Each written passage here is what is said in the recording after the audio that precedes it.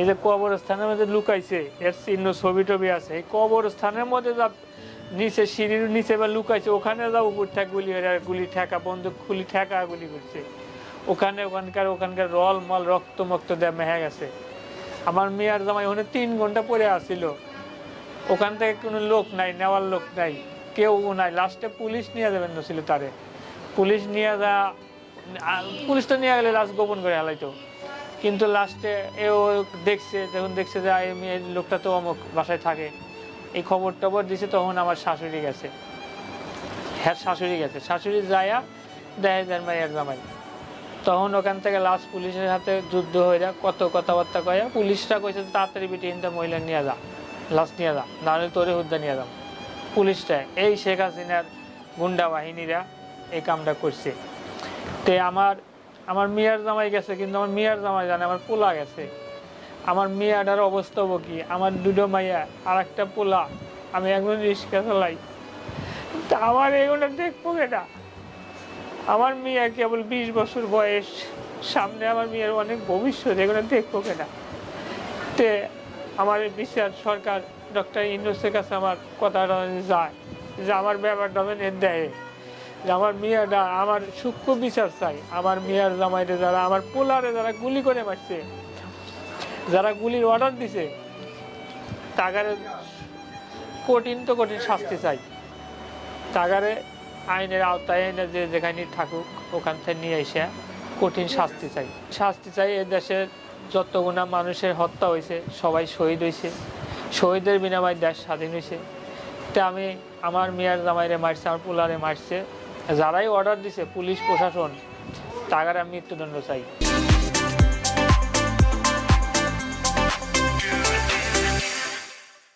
তারা যে দেশে পলা থাক ওই দেশ থেকে নিয়ে এসে এই দেশে না তাদের মৃত্যুদণ্ড জানাবে।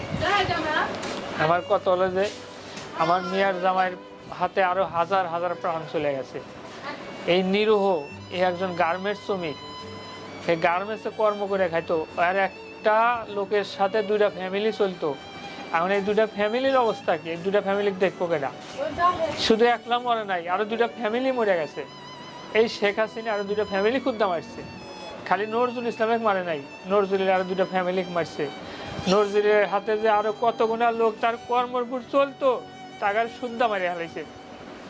তে আমি তো মনে হয় যে সাধারণ মানে, আমি আমার একটা মেয়ে ঘরে পড়ে আছে, এমন আর একটা মেয়ে আমার গাড়ি এসে পড়লো, আমি আর কি করবো? আমার মেয়ে সন্তান পোলাপান আমরা কিভাবে বাঁচবো? আমার বাড়ি ঘর নাই, কিচ্ছু নাই, আমি একবার অসহায়, আমার কোনো স্থান নাই, শুধু রিক্সা চালা খাই। আর এই আমরা সংসারে 5 জন মানুষ, 2টা মাইয়া, আমার ওয়াইফ, আমার বাচ্চা, এছাড়া আমার কেউ নাই। আমি একবার অসহায় টিম। আমার মেয়ের জামাই এই পোলারা কামাই হচ্ছে, ওর সারা মাসে আমাকে উপকার করছে, সাহায্য করছে। আমি রিক্সা চালা তো কিছু চলে পারি না, ঢাকার বাড়ি ঘর ভাড়া করে পারি না, খাওয়া বইটা বাঁচি না। এই মেয়ের জামাই অনেক পেলে আমাকে উপকার করছে। আর এই মেয়ের জামাই গাছ তারা পুলিশরা গুলি করে হত্যা করলো। আপনার কাছে এটাই বিচার, আমার মেয়ের জামাই সুস্থ তদন্ত, এটা 11 যারা যে পুলিশ গুলি হচ্ছে এই পুলিশের কঠিন শাস্তি চাই। এই পুলিশের অর্ডার দিছে কারা? এই পুলিশের সিসি ফুটেজও আছে আমার কাছে, যারা দাবা হচ্ছে। আমার পাশে মধ্যে কেউ এসে দাঁড়া নাই যে এই মেয়েটা স্বামী মারা গেছে, এই মেয়েটার স্বামী চলে গেছে, এই সংসারটা কীভাবে চলবো, এ পর্যন্ত এসে কেউ আমার পাশে দাঁড়ায় নাই।